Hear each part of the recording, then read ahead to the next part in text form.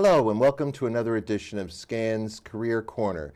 Today we're going to discuss Oceanfest, which is a festival run every July 4th by the Greater Long Branch Chamber of Commerce. Our guest today is Esther Cohen, who is a past president of the Greater Long Branch Chamber of Commerce and has been volunteering on this great project for many years. I won't say how many. It culminates with what the Star Ledger has described as the best fireworks show every season along the Jersey Shore. Welcome, Esther. Well, thank you. Esther, why don't you tell us a little bit how you got involved with the Oceanfest and what do people expect if they go there? Well, I got involved with Oceanfest originally as a committee volunteer. The committee's fairly large. There's a lot to do, and there's a lot of work involved in putting on this spectacular event, which is an all-day event starting at 10 in the morning and running again to those spectacular fireworks you alluded to. When did it start? It started 25 years ago when Adam Schneider had first been elected mayor. He wanted to bring fireworks back to the city and proposed that idea to the Chamber of Commerce. And it was really the Chamber of Commerce that picked it up, and along with the Hilton at the time, which is now the Ocean Place, of course. But the management at the Hilton also wanted to bring some life back to the beach. So the mayor, the Chamber of Commerce, and the Hilton got together to bring fireworks back to the city. And the sponsors that we had at the time and the maybe 20 food vendors were brought in to help pay for those fireworks. And what has it grown to now? Well, today we attract over 250,000 people every year to our beachfront. Again, as I said, 10 a.m. to fireworks display around 9:20. We now have over 100 vendors for arts and crafts. We have 27 food vendors, so it's everything from apples to Zeppelis out there to everybody's taste bud. We also have nonstop entertainment. We have bands, we have men walking around on stilts, we have superheroes, we have dancing exhibitions, gymnast exhibitions, even people doing double Dutch rope jumping. There's just like nonstop entertainment. It's a family event, so the entertainment is meant for the family to appeal to the children as well as to the adults. Being children of all ages. Children of all ages, including adult children. There you go. I understand that there's been some radio station involvements over the years. Listen, we couldn't do this without our corporate sponsors, and our radio sponsors help bring the exposure that makes it attractive to corporate sponsors. So, for example, Q104, Z100, 103.5, those types of radio stations which broadcast throughout the New York metropolitan area, down into the Philadelphia area, bring us people to come to Oceanfest from greater than even the tri-state area. Do you happen to have a marketing background? Because it sounds like all these things you're talking about is a real attraction in how to get the word out of your product. Yes, I have a big marketing background in the hotel business. And obviously getting the product out, because my specialty in the hotel business is islands. So you really have to stretch to get people to know about a hotel on an island. I heard no woman is an island, or is that a man? Either one. Either one. There you go. One of the other things that we do that's really attractive, not only to watch happen, but also to see, and then of course is great for our corporate sponsors because it exists for more than just the one day, is our sand sculptures. That is actually being constructed as the day goes on, and their logos are included in the sand sculptures. We bring in 30 tons of a special kind of sand just to build these sculptures, so it helps the beach afterwards. But the most important thing is it's there for that day, and it's there for many days afterwards as well. Do you help the vendors, in other words, during the course of the day, how do the food vendors make sure that they have electricity or ice or things like that? Who does that? The volunteers set those things up? It's all the volunteers of the Chamber of Commerce. This event is actually paid for by the Chamber. We use the money that we get from our corporate sponsors and our vendors to pay for the fireworks. to pay for the banners, the advertising, of course, the entertainment, the very important porta-johns, that type of thing. And helping the vendors, making sure that those that are food vendors have ice, making sure that all the vendors, if it's a very hot day, have water. We have that whole volunteer group of committee members that run up and down the boardwalk all day long helping out. Because it seems like, what does it run from the Hilton all the way down to the end of the Even boardwalk past on there. the north? Actually, it starts at, it starts at from where Pier Laird? Village. Like Laird, the beginning of Laird? Right I at the guess beginning of Laird. Yes, all the way down to the Almost Seven Presidents Park.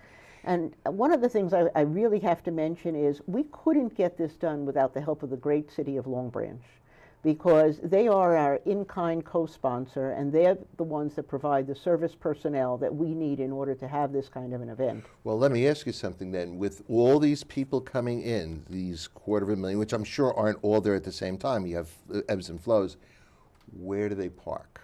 Well, we have plenty of parking. We have parking, of course, within the Pier Village area up to a certain hour. And then we have different lots throughout the city. We also have a lot of people that come down by train. And we have a shuttle that runs throughout the city so that can pick them up at the train and bring them in, to Oceanfest. So there's a lot of different ways to access it. But there's plenty of parking, including some of the lots that we have off the beachfront. So with good weather, you not only have the beach, but you all have the vendors, a ready place to eat, ready place to have fun, go back to the beach, stick around, right, and see fireworks at the end of the day. At the end of the day. So it's a whole day of family fun.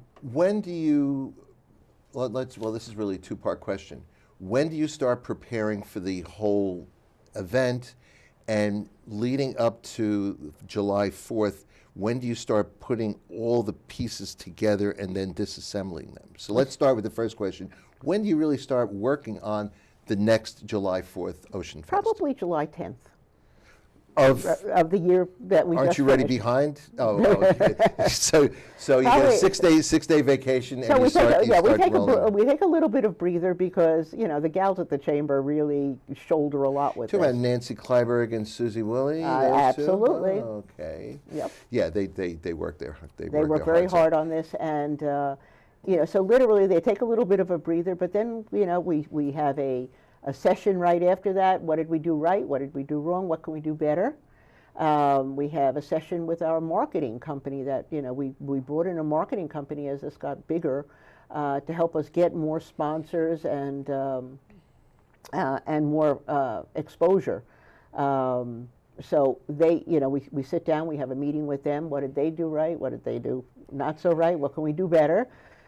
And there's a connection with the Long Branch Community Fund, is there not? Yes, there is. We have the Long Branch Community Fund, which is our 501c3, and those organizations or sponsors that are able to donate are able to use that as well, and we can use those for our fireworks.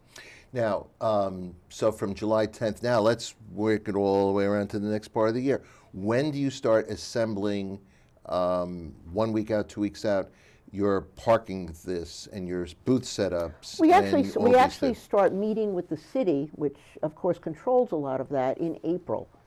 That's usually our first meeting time with the department heads for the city, and we have a series of meetings with them leading up to, of course, July 4th. So they have the ability also to bring to the table, what we can do better as well. At this point, after 25 years, we've got it down pretty well. So it's just a matter of maybe, moving this around, tweaking this here. Or, as you know, some of our beachfront has changed in the last couple of years. And talk about the lack of a mile boardwalk? No, I'm talking about mostly, at one point we had a little less sand because of Sandy, okay, and now we have a lot more sand since, we've had the replenishment. So we're able to better move around where the fireworks go off. You just reminded me, the use of trains, because I know there's parking. I think my recollection is that other nonprofits that have parking have now made themselves available for the 4th of July because they can make a little bit themselves. Those are then on 2nd, 3rd Avenues, those areas there. But transit was, I think, starting to kick up with more service on the 4th of July, just for beach traffic in general, whether it's going down to Belmar or down to beach. Or, yeah, I think New Jersey Transit's very well aware of things that happen along the shore, and of course this, as you know, is not only spectacular, but it attracts 250,000 people. So whether it's, I think, you know, a seafood festival or something like this July 4th Oceanfest. Do you have a lot of vendors that come back? What I mean by, you have the craft vendors, you have the food vendors, and then you have like the media vendors, you have all these, the mixture. Do you get most of them repeating year to year? Oh, absolutely. We have some that have been with us for the full 25 years. Do you think they must be making money on this? You think?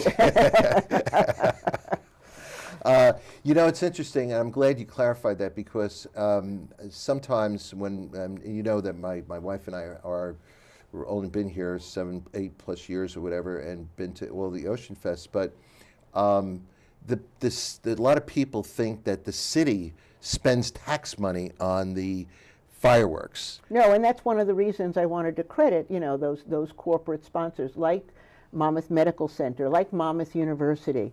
The city, you know, yes, is a co-sponsor and does help us out a lot with those service personnel, because, as I said, it would never happen without them. When we need code enforcement and fire and the police, etc. Ocean Place also is a very big sponsor for us, because, again, the successor to the Hilton. Yes. And they really did a nice job on their exterior these last. Yes, yeah, they did. They certainly did, and also in their brand identity.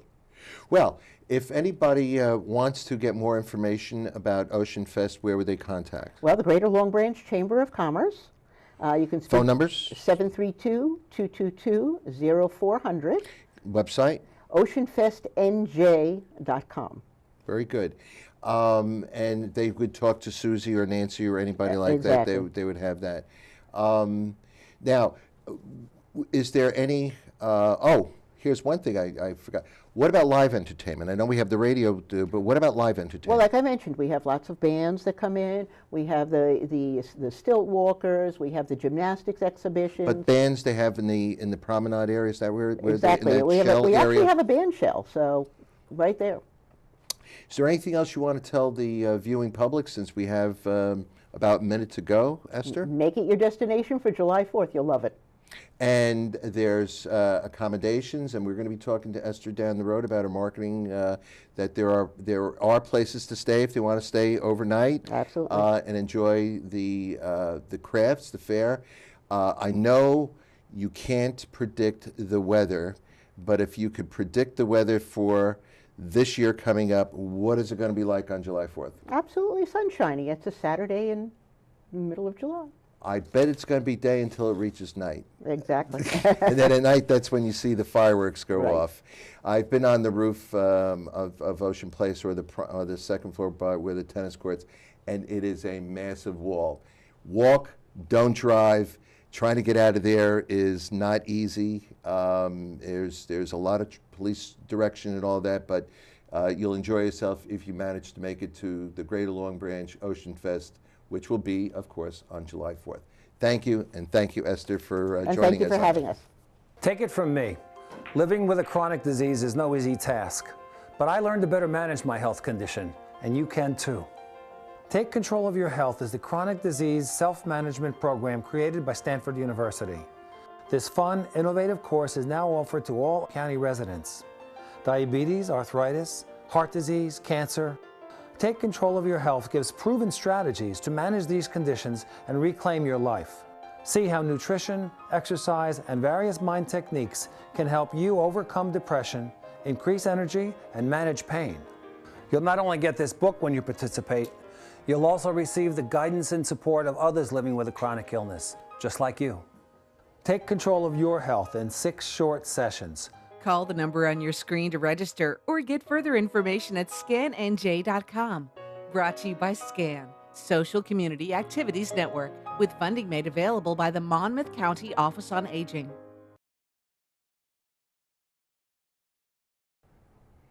Welcome back to Scan's Career Corner. This segment we have Esther Cohen.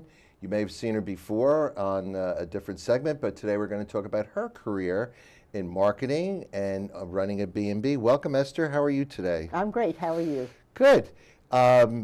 You're into marketing, up, down, and sideways. Is it something that's been in your blood almost since you were born? Well, not since I was born, but certainly most of my career. I've spent 42 years in sales and marketing in the hotel industry. So I had a lot of information going forward in how to open a B&B and hopefully successfully run one. Pretty much since you left college. Yeah. Yeah, the numbers I'm doing in my head. I don't know if it's polite to do the math. No. We both went to school together at different places. That's the real story about Esther and I. We were children of the 60s and the 70s and same music and everything else, so we have a lot of interests in common. Okay, what made you go into marketing? Well, once I had graduated college, I looked for a career, and I actually, quite by accident, got into the hotel industry. Cab drop you off or something? Well, no, I was offered both a place at NYU Law and NYU Institute of Fine Arts. And in trying to decide which direction I wanted my career to go, I decided to spend a summer in what is the Schwang Mountains, right outside of the Catskills, working as a lifeguard at a hotel up there. I got the job because the person who had been the lifeguard actually wound up being in an accident and wasn't able to fulfill the role. And the personnel director was looking for a water safety instructor. I fell in love with the hotel business. I loved the interaction with the guests. And of course, I had the best job on the mountain. I was the lifeguard. So your gift of gab brought you another gift, meaning the gift of talking to people and interacting with people. But that's one segment of it. How do you get into the promotional aspect and reaching out to sell whatever you're trying to sell? Well, again, that's kind of one of those long-winded discussions. The hotel business at the time that I was entering it, because after I left this family-owned hotel, I knew I had to go into chain hotels or corporate hotels in order to be more successful, was pretty much male-dominated. And of course, that's changed today, but at that time it was pretty well male-dominated. So I started out in operations. I was a rooms division manager for a major hotel, and I worked in food and beverage for this particular chain. And then eventually I realized that if I wanted to have, and it's purely selfish, the recognition, I had to be able to go into sales, because sales would have a direct reflection on what I was able to do for both a hotel and a company. To the bottom line, you mean? To the bottom line, because there's no denying when you signed the contract, you brought that business in. Let me ask you a quick question. I tried to take marketing when I was up at Cornell, and this is after you were at NYU. And I got the impression that marketing, well, back in those days, since there wasn't a lot of computer sophistication and whatnot, None. was that when a major brewery or beer manufacturer or producer had a big ad campaign on TV and billboards, their sales were measured by the temperature it was outside.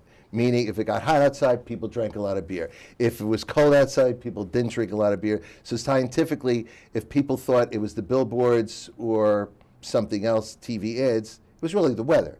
But today, now they know what you drink, where you drink, who you're with.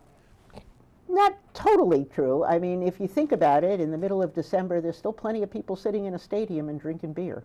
Oh, you mean, well, I was going to have my giant mug out there, like you and me, in different sections. See, again, we go to the game, same game, but different sections. Exactly. So, I mean, yes, there's a lot more ways to obviously determine what the success is and what is making that success and what aspects of your marketing idea is working better than others.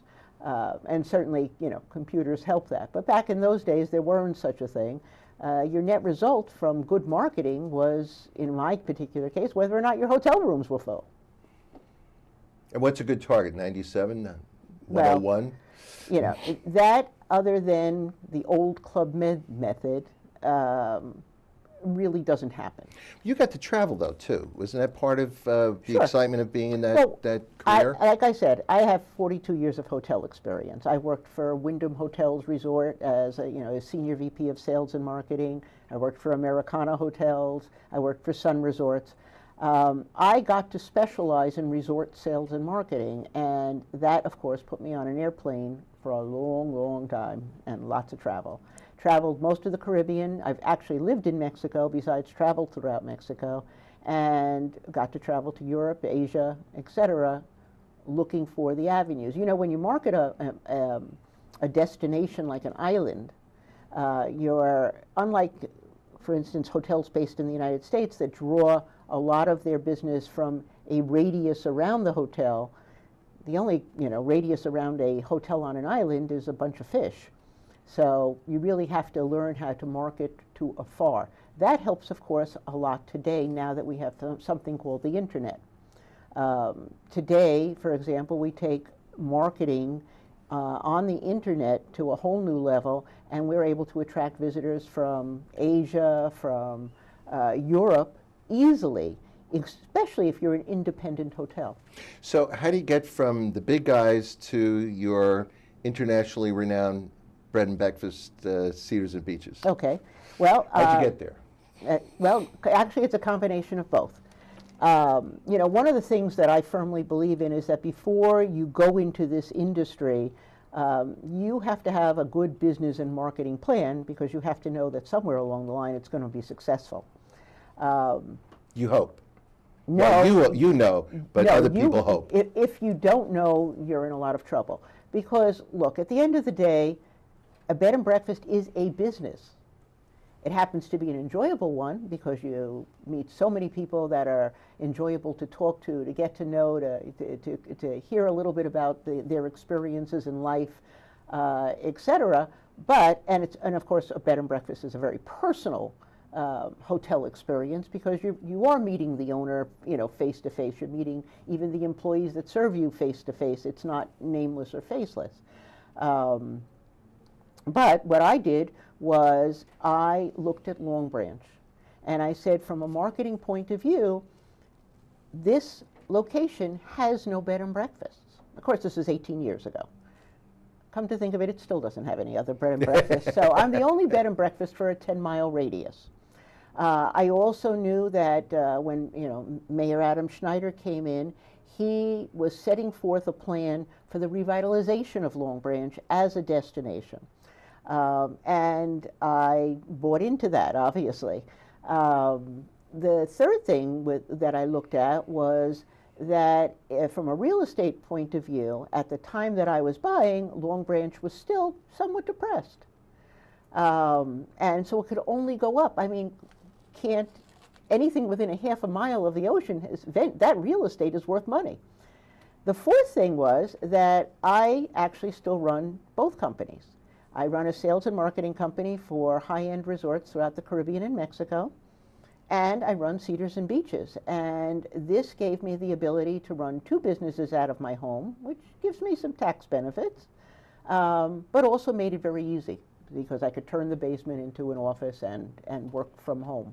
So, but when you decided that location, you also looked at what other, say, off-season potential draws there were, because season only runs from 4 months or so, 4.5 months. Well, actually, it has expanded as Long Branch has expanded.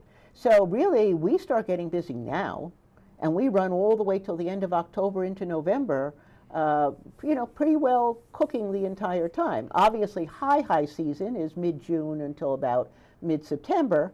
But the rest of the time, the two shoulder seasons have now expanded in Long Branch. And considering that Long Branch, other than Ocean Place, doesn't have a vast number of rooms, you must also be able to do business for weddings and other things or events that are going on in the course of the year. We do weddings, events, bridal showers, baby showers. And how do you market it?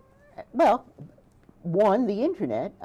Two, word of mouth. But going back to your former question, about how do we get not only how do we get the word out, before you would even buy something, you have to have some kind of a plan in your mind as to how you're going to market it. The obvious ones, obviously, were Monmouth University and Monmouth Medical Center. The one that surprised me, including all of my years in the hotel industry, was the observant Jewish community is very large in Long Branch, and we're able to supply and meet their needs and make it comfortable for them, and that's become a very big market segment for me. All year round. Or on an all year round basis. So you have to look at what your markets are, where you can bring your sources of business from, and then create, your business and marketing plan from that. You work a lot. Yeah, but I've always figured in life you have 24 hours a day. If you're going to waste them, they're not coming The back. president only has 24 hours too. I learned that a long time Yeah, ago. exactly. He gets a lot done because he's got a lot more staff. So if someone wanted to contact Cedars and Beaches, what's the website that they go to? www.cedarsandbeaches, and that's a beech tree, not a beach sandy one, .com. There you go. And where are you located? 247 Cedar Avenue in beautiful Long Branch, New Jersey. That's where the cedar comes in, not the Seder. But anyway. Right. And who else helps you, though? I mean, you can't be doing all this stuff No, yourself. I have 14 rooms, and so of course I have a staff that helps, obviously serve breakfast and clean, though I do all the cooking, so that's... I've tried her breakfast. They're good. My wife said so, too. Yeah. But, the building itself now has, what we've done is basically take an old Victorian mansion, we've redecorated it, we're constantly refreshing it as well. You have to stay on top of something like this, so we're always upgrading. But we've added all of the modern facilities that anyone going into any hotel would expect to find. So we have complimentary Wi-Fi, color cable television on flat screen televisions, telephone, voicemail, ceiling fans, air conditioning, and every room of ours has a private bath. Wow. No sharing in the corridors like they do in Germany or other places. No, nothing like that. And one of our philosophies always is to surprise our guests. So I'll give you an example. We provide tableside service off a menu for our breakfasts. So, and some of our items are kind of special. We do eggs on a cloud, we do banana nut stuffed French toast, Dutch baby apple pancakes, of course eggs for those that, want a breakfast within their norm. You making the viewers and me hungry? Well, I'm trying. And in the summertime, we actually serve out on the front porch, so even more. Since we're getting into the stretch, would you recommend to someone who's looking for a career to get into either the B&B business or marketing? Well, marketing gives you a wide variety of things that you can market for because it's applicable to so many different careers. And you found it rewarding?